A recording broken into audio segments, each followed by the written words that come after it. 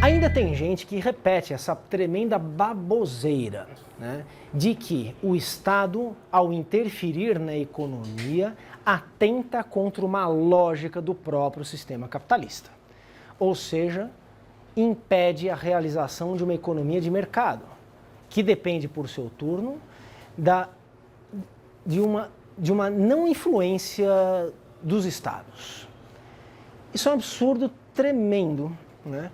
Isso é um discurso ideológico formulado com força no século XIX e que durou mais ou menos até a crise de 29.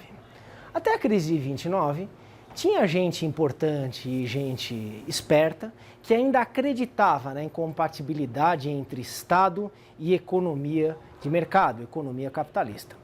Depois da crise de 29, ninguém mais está autorizado a pensar assim. Se vocês quiserem evocar, então, conhecimentos históricos mais acessíveis, né? Sim, mas quem sabe lá o que se passou na crise de 29, né? Tem economista até hoje que, enfim, diverge quanto à natureza da crise e as respostas do sistema internacional a ela. Tudo bem, peguemos a crise do capitalismo de 2008, que foi uma crise sistêmica, que foi uma crise estrutural da maior gravidade. Foi uma crise seríssima. E como foi que o sistema capitalista se recuperou dessa crise? Ainda está se recuperando, mas ele sobreviveu, né? E ao sobreviver, ele se mostrou mais uma vez, como já tinham apontado Weber, Marx, Brodel, um sistema dotado de uma incrível capacidade de reconfiguração. É um sistema que segura baques, que segura golpes sérios, que se modifica parcialmente, preservando a sua natureza essencial. Mas como foi então que o capitalismo sobreviveu a essa crise gravíssima iniciada em 2008? Né? Vocês devem estar lembrados, vocês já deviam ler jornal, já deviam ser, enfim, estudantes bem informados à época, não é? O primeiro socorro do governo norte-americano, ao sistema financeiro foi da ordem de 900 bilhões de dólares. O primeiro socorro da União Europeia foi da ordem de 1 trilhão de dólares. E o segundo socorro do governo norte-americano foi equivalente ao primeiro da União Europeia, mais 1 trilhão de dólares para salvar o sistema financeiro. Admitamos então que, num primeiro momento, governos dos Estados Unidos e da Europa injetaram no capitalismo por volta de 3 trilhões de dólares. Vocês sabem qual é a fortuna do homem mais rico do mundo? Né? O homem mais rico do mundo atualmente é o Bill Gates. Né? Eu li aí na revista Forbes aí essa notícia, né? Todo ano eles fazem lá a escala, né? A competição entre os mais ricos do mundo e tal. Tinha uma época que o Eike Batista entrava bombando, era um brasileiro mais rico. As indústrias dele quebraram, né? Parênteses, não achem que quando a indústria do cara quebra, ele quebra, né? Ele continua sendo rico. A única coisa é que ele se torna menos rico, menos investidor e tal. Mas esses caras sempre preservam ali a fortuna deles, né? Dificilmente se tornam pobres, indigentes, vão trabalhar lá com trabalho assalariado. Não, não é assim que funcionam as coisas, né? Mas fica uma alternância nos últimos anos entre o Bill Gates e o Carlos Slim, que é aquele grande empresário mexicano, né? Então o Slim ficou um tempão aí na liderança como o homem mais rico do mundo e agora o Bill Gates, dono da Microsoft, recuperou essa liderança. A fortuna de cada um deles é de cerca de 60 bilhões de dólares. 60 bilhões de dólares. Ou seja, junta as duas fortunas, dá aí mais ou menos 120 bilhões de dólares. Isso não é nada perto dos 3 trilhões de dólares injetados por governos, por gestões de Estado, para salvar o capitalismo em 2008. Isso é um exemplo extremo, mas é um exemplo que toca no âmago do problema. Desde sempre, o capitalismo dependeu do Estado para se desenvolver. Não existe capitalismo sem gestão, sem gerência do Estado. Não é interferência do Estado. A ideia de interferência do Estado frequentemente enseja uma concepção ideológica da relação entre política e economia. Interferência. Ora, se desde sempre o capitalismo precisou do Estado, essa necessidade revela algo mais do que circunstâncias específicas de suposta anormalidade, nas quais então os Estados se mobilizariam para mexer nas economias, todas elas economias do sistema capitalista. Por que eu estou dizendo isso então? Abandonando então essa baboseira, essa ilusão da possibilidade de uma economia de mercado, que, repito, teve vigência no século XIX, numa parte do século XX, e a ilusão, quer dizer, a ideologia da economia de mercado foi magistralmente destruída por um grande autor chamado Karl Polanyi, num livro que vale a pena ler, viu, pessoal? A Grande Transformação. A Grande Transformação do Karl Polanyi, que é um autor austríaco da década de 40, A Grande Transformação, as origens da nossa época, o subtítulo, alguma coisa assim, que é um grande clássico aí da história e da literatura econômica mundial. Tá? Bom, depois do livro do Polanyi, escrito na década de 40, ninguém mais deveria acreditar nessa suposta normalidade de uma economia capitalista sem a gestão, sem um papel protagonista desempenhado pelo Estado. Como isso se realiza aqui, então, nessa expansão europeia? As empresas ultramarinas, repito, são caras, são onerosas, são perigosas. Elas dependem de capitais privados, mas elas dependem, sobretudo, desse grande patrocínio dessas monarquias, que ao se tornarem, então, poderes políticos centralizados, são capazes de acumular capital numa escala diferenciada. E aí, então, são capazes de atender à demanda específica de algumas dessas próprias monarquias por uma expansão comercial. Assim, essa unificação dessas monarquias se processa aí. Portugal já no século XIV, com a Revolução de Avis, de 1383, 1385.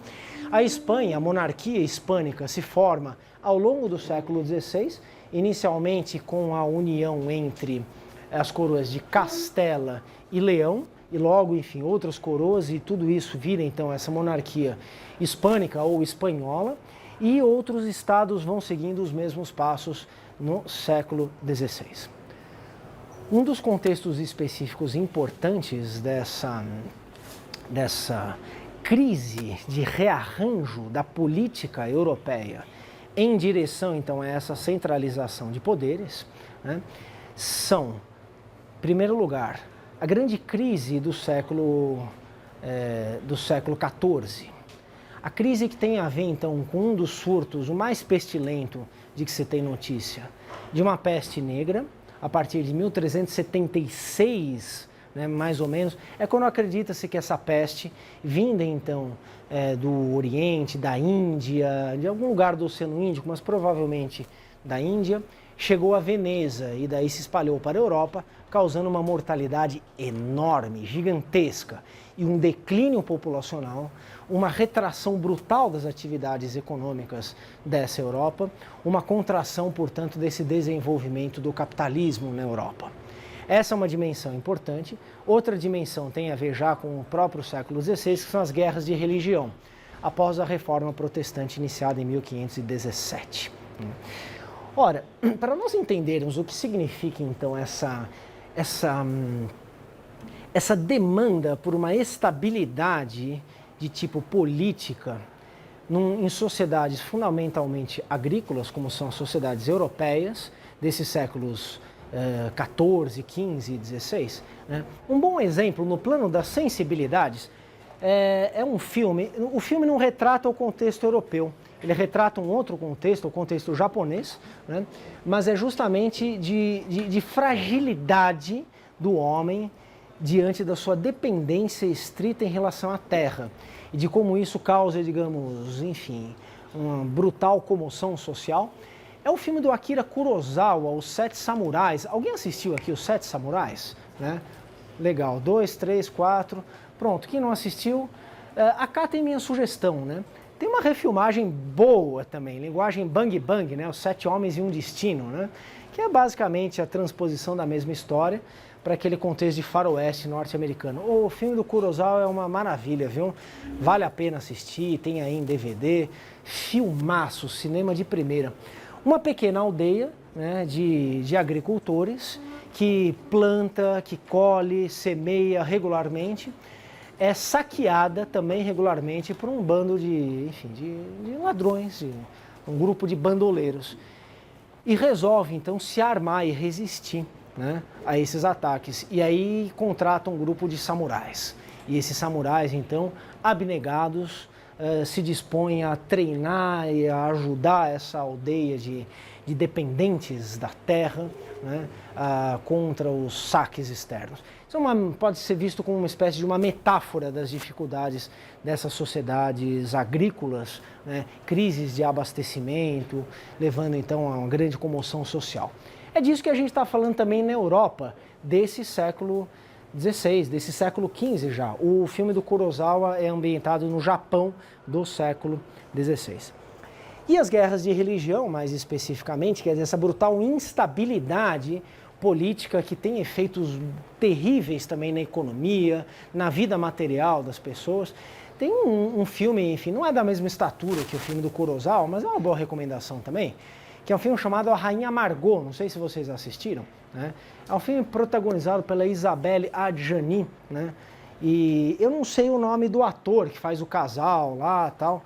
Enfim, eu só sei que a protagonista é a Isabelle Adjani, que faz a Rainha Margot, né? Então, a noite de São Bartolomeu e os conflitos entre protestantes e católicos na França do século XVI. Olha, filme de época muito legal, viu? Muito bom. Os franceses sabem fazer filme comercial também, viu? É um tremendo preconceito, aliás, um preconceito completamente idiota. Todo preconceito é idiota, né? Mas esse é especialmente idiota. Achar que os franceses só fazem filmes, enfim, profundamente intelectuais e incompreensíveis para a maioria das pessoas, né? Filmes franceses de época, de temática histórica, costumam ser muito melhores, na minha opinião, do que esses blockbusters norte-americanos aí. Troia, Alexandre, tem agora esse 300 aí, o Xerxes, da Pérsia e não sei o que lá. Esses filmes aí, eles são muito sedutores, né? Ou tratam de história. Outro dia eu vi a metade para o fim de Troia, que eu não tinha assistido, né? Porque eu sempre fico meio assim de passar na locadora e pegar um blockbuster, né? Porque tem tanto filme bom que a gente não viu, né? Aí vai ver esses comercialoides aí. Mas, pô, a gente é historiador, precisa saber o que está rolando e tal. Aí eu assisti na TV a cabo a segunda metade do Troia, né? E... pô, um filme medíocre, né? Pô, tratar da guerra de Troia, o protagonista é o Aquiles, quer dizer que é o paradigma do herói grego, né? Aquele herói, enfim, elevado, cheio de defeitos e com todas as virtudes. É o paradigma do herói, né? O Brad Pitt não deu conta do recado, viu? Vocês me desculpem, mas é um filme bem medíocre. A Rainha Margot, como filme histórico, numa toada de filmes franceses, é uma boa reconstituição de época, bem legal, e mostra então essa instabilidade que se resolve finalmente ao cabo dessas guerras de religião no século XVI, com uma nova onda de formação de estados, de monarquias centralizadas. Daí, no século XVII, a Europa continua a todo vapor esse processo de expansão material e esse processo de expansão cultural. Só farei uma ressalva já de cara quanto à ideia das monarquias absolutistas. É necessário um certo cuidado, aliás, um cuidado, enfim, básico, no emprego desse termo. É um desses termos que, de tão empregados, tornou-se um jargão. E como todo jargão, ele simplifica excessivamente algumas realidades que são bem mais complexas, né? Um livro clássico sobre a matéria, um livro que vocês devem ler em algum momento da formação, né? Eu não sei mais há quantos anos, você sabe que também tem clivagens geracionais, né, nas nossas formações, né? O que se estudava, enfim, quando eu era aluno, não é exatamente o que vocês estudam hoje, o que se estudava, enfim, 20 anos antes, 30 anos antes. Tem algumas mudanças, né? Algumas modas saem de cena, entram outras, alguns clássicos se tornam um pouco menos clássicos, outros são mais clássicos do que eram antes, mas de todo modo, relativizações à parte, uma obra absolutamente essencial para o começo de qualquer estudo da chamada Idade Moderna É o livro do Perry Anderson, Linhagens do Estado Absolutista. Em linhas muito gerais, o Estado absolutista não existe de modo perfeito. Um Estado é mais ou menos absolutista a depender de uma série de fatores históricos da história daquele Estado. Um desses fatores, um dos mais importantes, as sociedades europeias, dessas monarquias centralizadas, elas possuem instâncias de representação.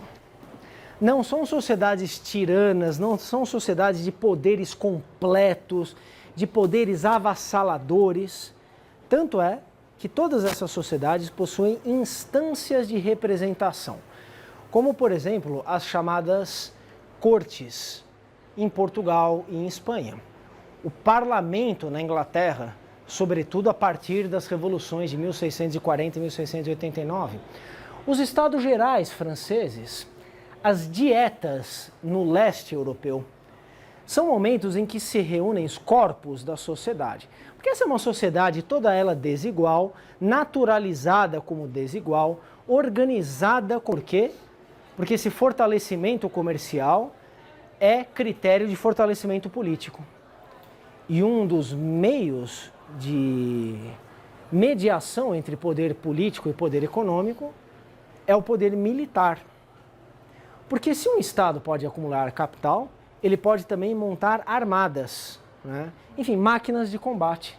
E essas máquinas de combate se tornam, então, instrumentos de fortalecimento político, mas também de fortalecimento econômico.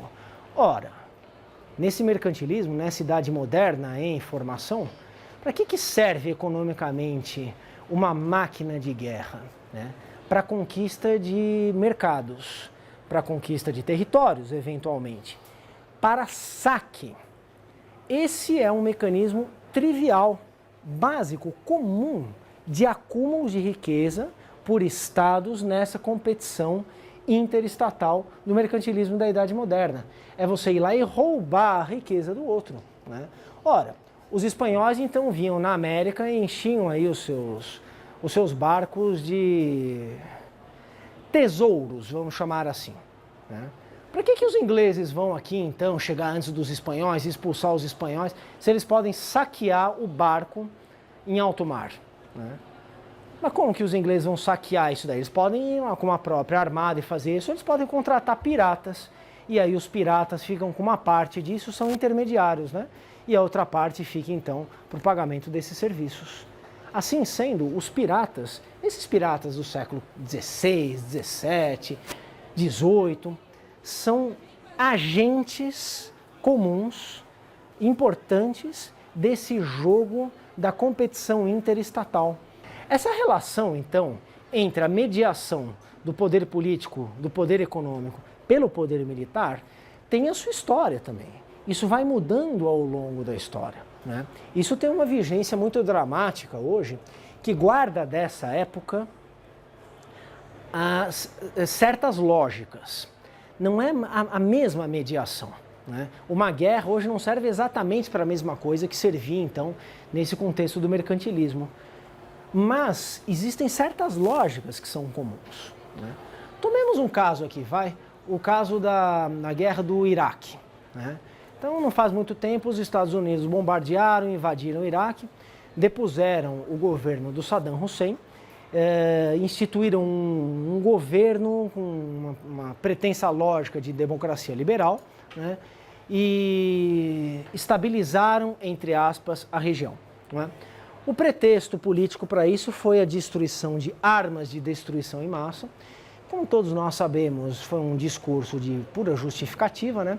O Iraque não desenvolvia armas de destruição em massa, não estava a ponto de desenvolver armas de destruição em massa, ao passo que a Índia, por exemplo, tem bomba atômica, Israel tem bomba atômica, a França tem tecnologia, a Alemanha tem tecnologia, e, no entanto, esses países não foram invadidos, não foram destruídos, etc. Bom, uma das lógicas dessa guerra. Né?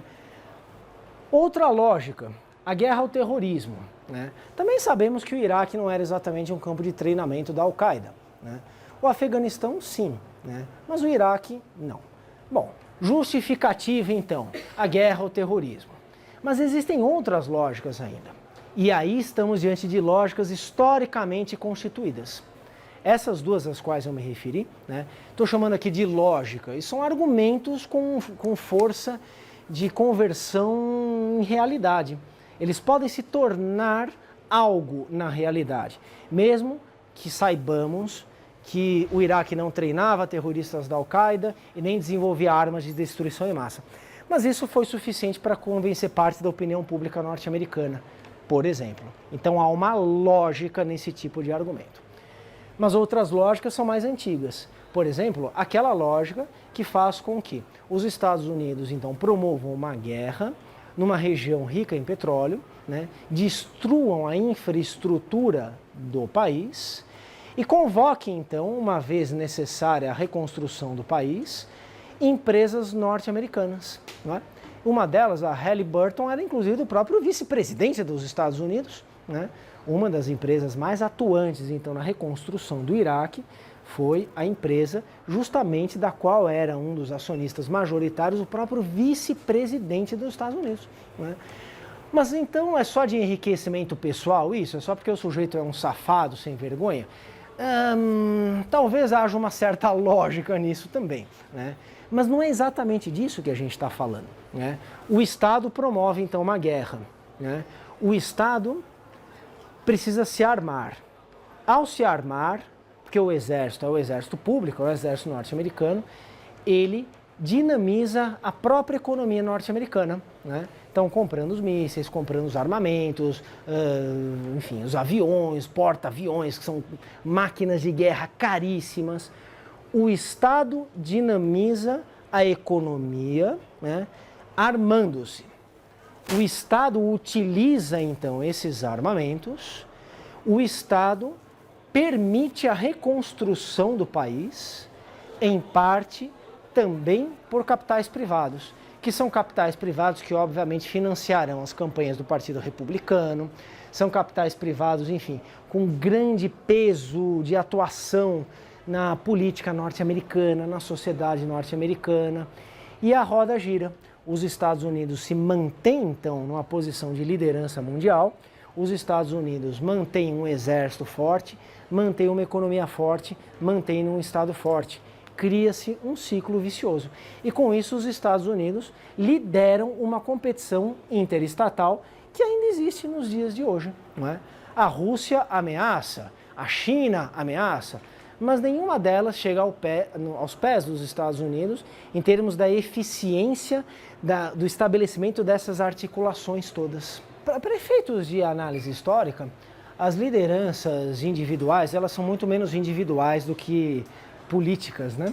São políticas no sentido de que elas atendem a determinados interesses, que elas jogam certos jogos de poder. Para nós isso é muito mais interessante do que as idiosincrasias pessoais de cada um, do que os planos conspiratórios, as histórias secretas.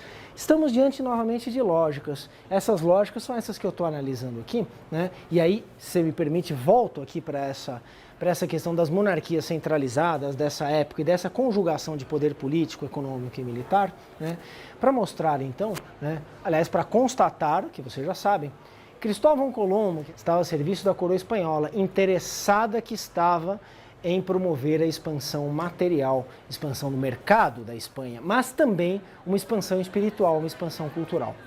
Não é um empreendimento puramente público, é um empreendimento com capitais privados.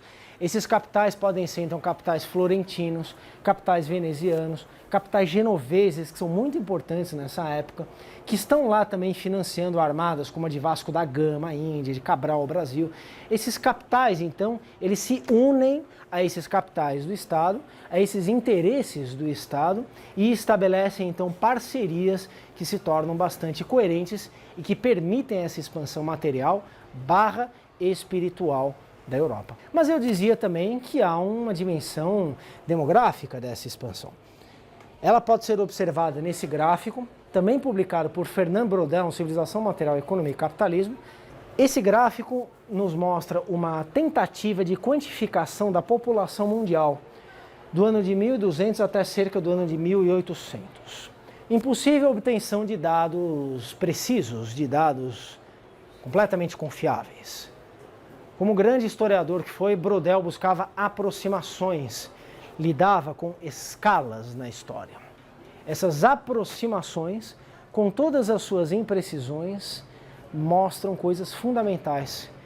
Independentemente, então, do grau de precisão desses números, né, Braudel nos mostra que, né, multiplicando a população da China por 4 ou por 5 vezes, uma população aproximada da China, ou a população da Europa por 4 ou 5 vezes, então nós temos da China essa linha contínua, da Europa essa linha pontilhada. Quer dizer, Braudel sabe mais ou menos a população da China, sabe mais ou menos a população da Europa.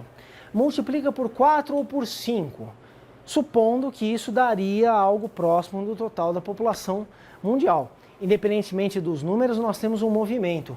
Que movimento é esse, né? Ora, uma tendência à estabilização aqui nos séculos 13 e nos séculos 14. Século 14, então, promove um declínio, né, sobretudo da população europeia, a população chinesa não.